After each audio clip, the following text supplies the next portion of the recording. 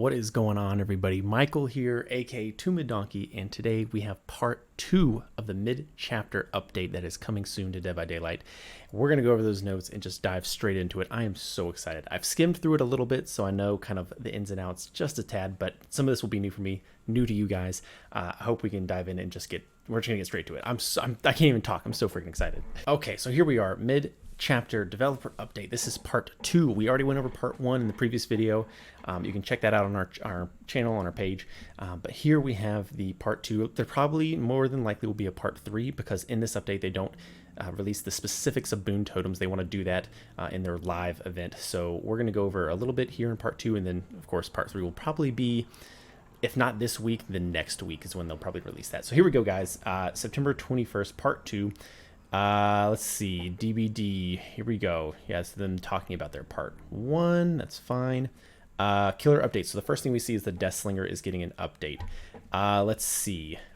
Currently no delay between aiming down sights, being able to fire a weapon, blah, blah, blah, blah, blah, blah. Yeah. You move slower when you're ADS. Yeah, blah, blah, blah. Don't need to read all that garbage. You can also pause the video if you want to read any of this. With that in mind, following changes. You can no longer shoot until you fully aim down sights. So there was... I don't play Deathslinger, I don't have him, but looking at a lot of gameplay on Twitch and whatnot, pretty sure you could like quick scope. So you have to be, fully ADS before you can shoot. I'm pretty sure you could do like a quick scope animation with that. Okay, so they removed that, so you have to be fully aimed down sights. Increase the delay after canceling shot before you can start a basic attack. Okay, similar to what Pyramid Head had before his nerf. You could cancel your ability and then go immediately into an M1 really fast. So what I guess is going to happen here is you ADS, okay, he walks in front of the pallet, decides to vault the pallet or something, I don't know. And then before you can hit the survivor, you probably will have to fully come out of that animation before you can do a basic attack, is my guess. Decrease movement speed penalty while aiming down sights. Well, that's pretty good. That's probably his only buff. Those two are definitely a nerf to him.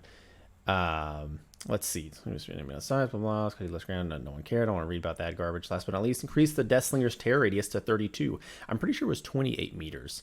So okay, he's definitely getting a little bit of a buff there as far as tear radius goes. And Deathslinger is the only range killer that does not have a lullaby, which means tear radius perks for reducing like monitor abuse can allow you to get close enough to surprise and hit a survivor without getting a warning. Yeah, because let's see, who else has like Huntress has one.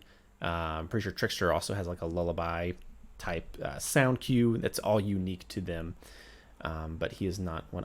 But he does have his own like chase music, I'm pretty sure. Yeah, I don't know, whatever. So increase the tear radius there. Change the ADS animations, gave more movement, or decreased the movement speed penalty, and so on. Next, Plague. Okay, Plague has definitely not gotten any kind of buff, nerf, or change in a very long time. So let's see what they got here. Plague has been in game for a while now. Have not seen a lot of changes, but that ends today. Infected objects. Okay, previously interacting with something would cause your infection to increase faster. Adding additional penalty to interacting with something that is currently infected. I guess like a djinn or an actual, if you're unhooking another survivor. Your infection will increase faster than before. Interesting. Additionally, we've increased the base infection duration on objects like generators from 35 seconds to 40 seconds. These changes will make infecting objects feel like much more impactful. Yeah, because you could just infect a generator or I guess it's like a survivor on a hook or something. And it wouldn't, I mean, it definitely takes a while for that individual to become completely infected and then take a health state. But they're going to change that here as far as the duration of the goop, the infection that is on the object. We'll get a 5-second increase to that. Let's see. The Vile Purge. Yes, so this is where you go cleanse the fountain. You pick it up, the red water, and you can one hit a survivor. Well, you'll cause them to go from healthy to injured or injured to downed. So let's see here. So yeah, while she's doing that, yeah, movement speed's definitely decreased. So they've increased the movement speed from 2.3 meters a second to, while on cooldown, 3.6 meters. That is a huge increase. Holy smokes. Wow. Okay, big buff there. And then let's see. Wow. Okay. So she can cancel her Vile Purge, but here now tapping the button to use your active ability button. So if you tap the button or let go before the minimum threshold, it will cause your power to continue charging until the minimum amount has been reached. Basically, it works like Huntress Hatchet. Okay. Again, I don't have Plague either. I don't have a ton of killers, so I don't really play with her a lot. But that sounds pretty good to me. And then the time to take to cleanse a fountain is from 6 to 8 seconds. So for survivors to get rid of your corrupt purge that you have on you, it'll take an additional 2 seconds. And then the add-ons here, let's see, is Prayer, Tablet Fragment, Vile Purge no longer affects survivors. Wow, interesting. Increases object if, wait a minute. Duration by 40 seconds, increase affection. So Vile Purge no longer, so you can't get the green goop, not the red. So that you can no longer have that affected on you, but you can still infect objects. I wonder if that means like you can't take a health, because there's a timer around your icon when you get infected. So I wonder if that means it won't hit you for a health state, I guess is what that is meaning. Because you're going to get an additional 100% blood points, and then there's an additional 40 second duration on objects as well. Interesting. I don't know. And then this one over here, the incense. Survivors who cleanse at fountains have their auras revealed for 4 seconds. That's pretty good. I wonder if they'll make a like a yellow and green version of this, or maybe even a purple, to where you can have a reveal time for longer. That's pretty good for Plague.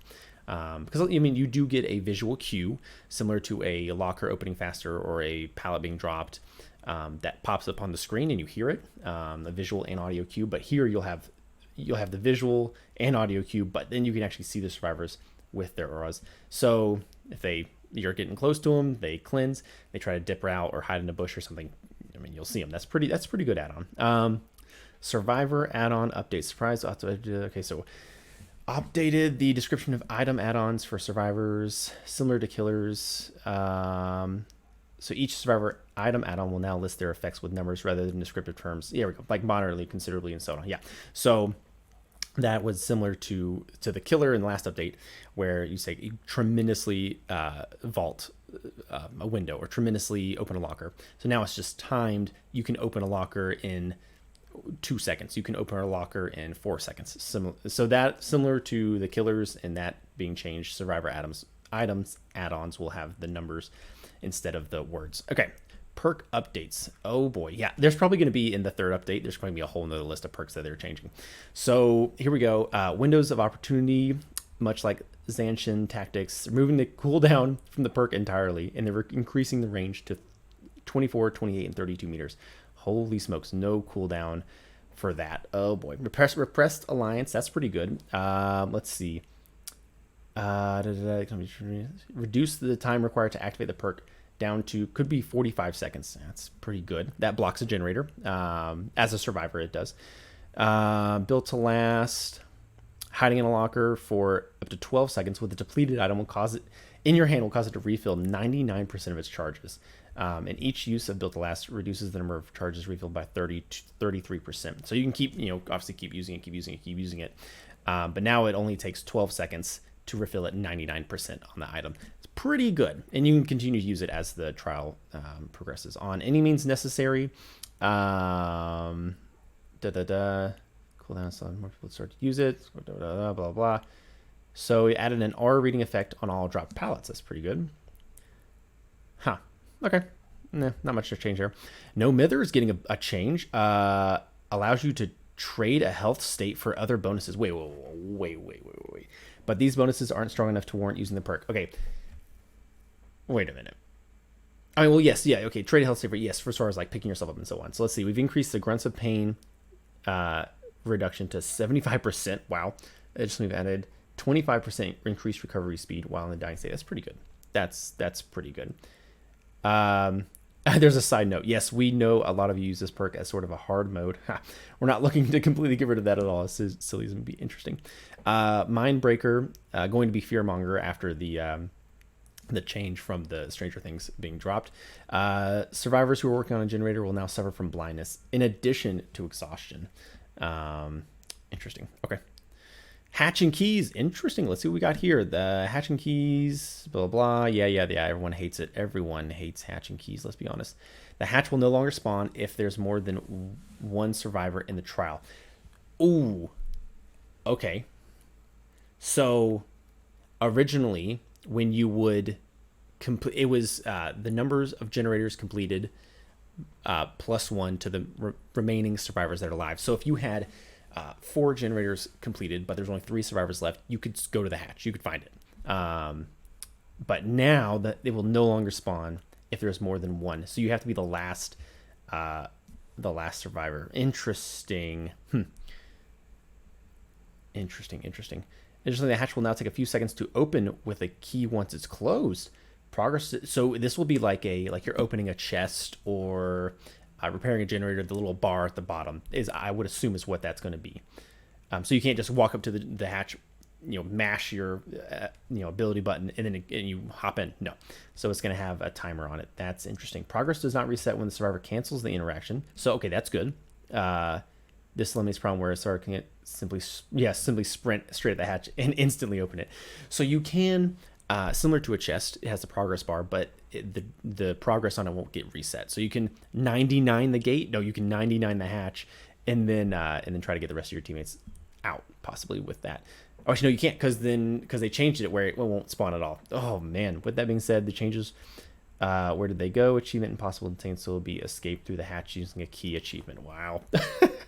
All right, guys, the one we've all been waiting for, Boon Totems. Here we go. As promised in the anniversary live broadcast, we're introducing some new gameplay around totems.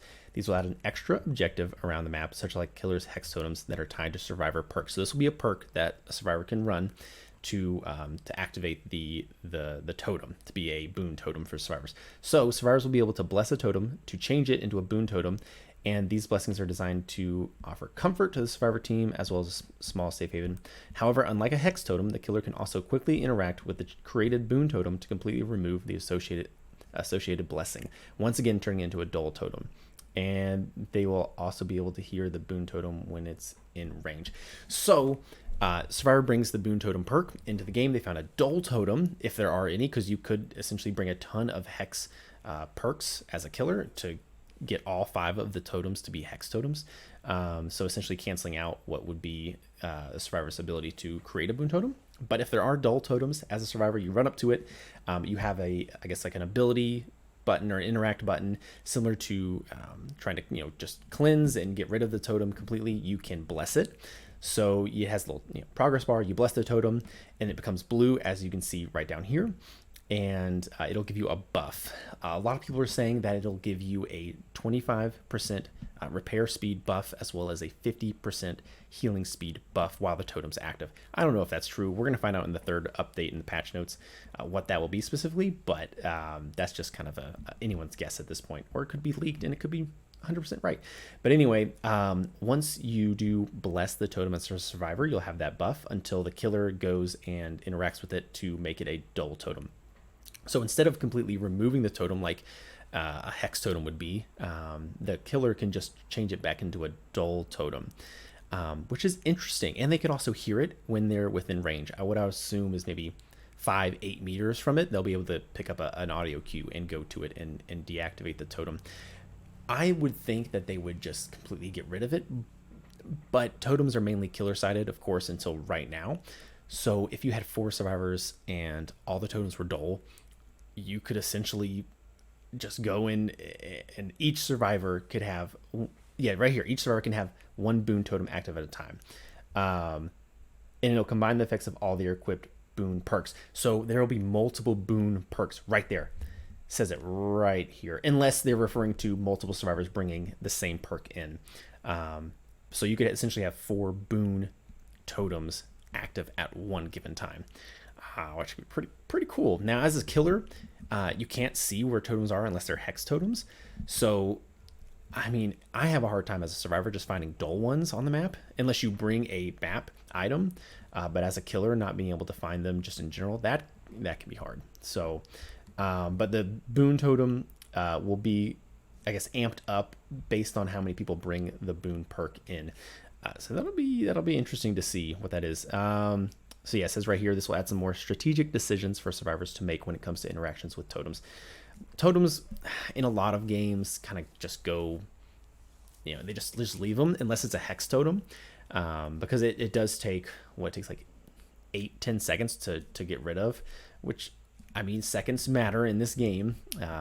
So having an ability to change it into something that's going to be a buff for your team, we could see a lot more interaction with that, and a lot more people bringing maps specifically. So, and it looks like that is it with that. We've come to the end of the developer update for real this time. So this week is going to have the player test build. Interesting. Okay, so there is no part 3. This right here confirms it, that they are going to have the player test build come out this week. Super excited to see that. So maybe tomorrow is when that's going to drop. I would assume it's usually on a Tuesday. But yeah, that's it. There's no more part 3. All the information we have is right here until they give us the player test build, and we're able to go in and really fool around with it. So fingers crossed that is tomorrow. They did say available for testing this week, so fingers crossed it's tomorrow. That's gonna be super cool. But anyway, guys, that's gonna do it for me. That's the entire update. Boon totems are coming. We got changes to the hatching keys. We got more changes to perks, more changes to plague, changes to Deathslinger, and I'm sure there's gonna be more changes to come maybe tomorrow. Fingers crossed, we'll see. But we're going to be putting out more videos on that and what gets changed as soon as the player test build drops, and I'll be sure to post that here on YouTube for you guys to see. But let me know in your thoughts down in the comments what you think is going to happen with these boon totems. I think that's like the biggest hype of this mid-chapter update. What kind of buffs you're going to get, I have no idea. I think it could be healing and repair. That seems pretty simple to just give speed boost to that, but let me know down in the comments what you guys think. But anyway, guys, that'll be it for me, and we will see you in the next one.